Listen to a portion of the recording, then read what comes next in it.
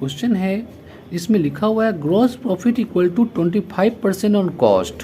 Gross profit जो है वो कॉस्ट का 25% है, जबकि सेल्स का वैल्यू दिया हुआ है 6 लाख और हमें कैलकुलेट करना है कॉस्ट प्राइस। हमें कैलकुलेट करना है कॉस्ट प्राइस का वैल्यू कितना है। तो चलिए इसका हम लोग सोल्यूशन देख लेते हैं। देखिए क्वेश्चन में लिखा हुआ है 25% ऑन कॉस्ट। 25% ऑन कॉस्ट जो है उस यदि हो तो कितना परसेंट होगा सेल्स के ऊपर। 25% cost equal to how much percentage on sales. तो इसका हम लोग सोल्यूशन देखते हैं। सपोज कर लेते हैं, मान लेते हैं कि कॉस्ट जो है वो 100 रुपीज़ है, कॉस्ट इक्वल टू ₹100, जबकि प्रॉफिट बोला है कॉस्ट के ऊपर 25% है। तो profit equal to 25% on cost, cost का 25% जो होगा वो प्रॉफिट होगा। तो हम लोग कॉस्ट 100 का 25% निकालेंगे तो वैल्यू आएगा 25। तो 25 रुपीज़ हो गया प्रॉफिट। तो प्रॉफिट है 25 रुपीज़, कॉस्ट है 100, तो सेल्स कितना होगा हम लोग जानते हैं। सेल्स इक्वल टू होता है cost price plus profit.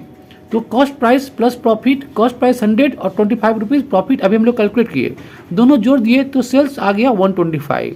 Sales 125, profit 25 और कॉस्ट 100। अब हमें निकालना है percentage of profit on sales. Sales के ऊपर कितना परसेंटेज होगा ग्रॉस प्रॉफिट।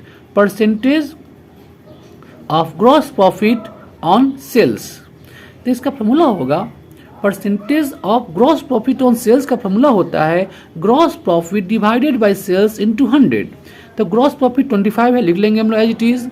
फिर डी नंबर लिख देंगे, हम लिख देंगे सेल्स, सेल्स है 125, उसको हम लोग वैल्यू लिख देंगे 125 इंटू 100 कर देंगे तो 20% आएगा। कैलकुलेट करने के बाद जो वैल्यू आएगा वो 20% आ गया। तो ये 20% क्या है, percentage of gross profit on sales. अब हमें कैलकुलेट करना है अमाउंट ऑफ प्रॉफिट।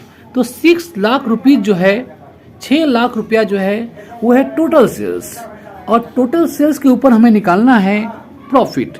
तो क्वेश्चन में दिया हुआ है कि सेल्स है 6 लाख, सेल्स जो है वो 6 लाख है। तो 6 लाख सेल्स है और percentage of gross profit on sale है वो कितना है 20%। अभी हम लोग निकाले हैं फार्मूला के द्वारा कि जो सेल्स 6 लाख है तो उसका 20% ही क्या होगा, प्रॉफिट होगा। तो 6 लाख का 20% होता है 1,20,000, 1,20,000। ये 1,20,000 हमारा आ गया gross profit. So gross profit का वैल्यू कैसा आया, सेल्स इंटू जो ग्रॉस प्रॉफिट का रेशियो है सेल्स के ऊपर उसको लिख लेंगे हम लोग। 6 लाख इंटू 20/100, 20/100 है percentage of gross profit on sales, तो वैल्यू आ गया 1,20,000। 1,20,000 is the amount of gross profit. वापस हम लोग देखते हैं, सेल्स इक्वल टू होता है cost price plus profit. Sales equal to होता है कॉस्ट प्राइस प्लस प्रॉफिट, या ये बोले तो सेल्स को लिख दिए यहाँ पर और इक्वल टू के लेफ्ट साइड में हम लोग प्रॉफिट को ले जाते हैं तो उधर माइनस हो जाएगा। तो sales as it is equal to के लेफ्ट हैंड साइड में है, प्रॉफिट को हम लोग उस ले जाएंगे उस साइड में, तो प्रॉफिट जो होगा प्लस है उधर जाएगा तो इक्वेशन के उस साइड माइनस हो जाएगा, और इक्वल टू इधर कॉस्ट प्राइस जो करते हुए रहेगा, इसमें साइन में कोई चेंज नहीं आएगा। फिर हम लोग चाहे तो कॉस्ट प्राइस को उधर ले गए, सेल्स और माइनस प्रॉफिट को इसका रख दिए, तो कॉस्ट प्राइस इक्वल टू हो जाएगा सेल्स 6 लाख, जैसा कि क्वेश्चन में दिया हुआ था 6 लाख, और प्रॉफिट अभी हम लोग कैलकुलेट कर दिए 1,20,000।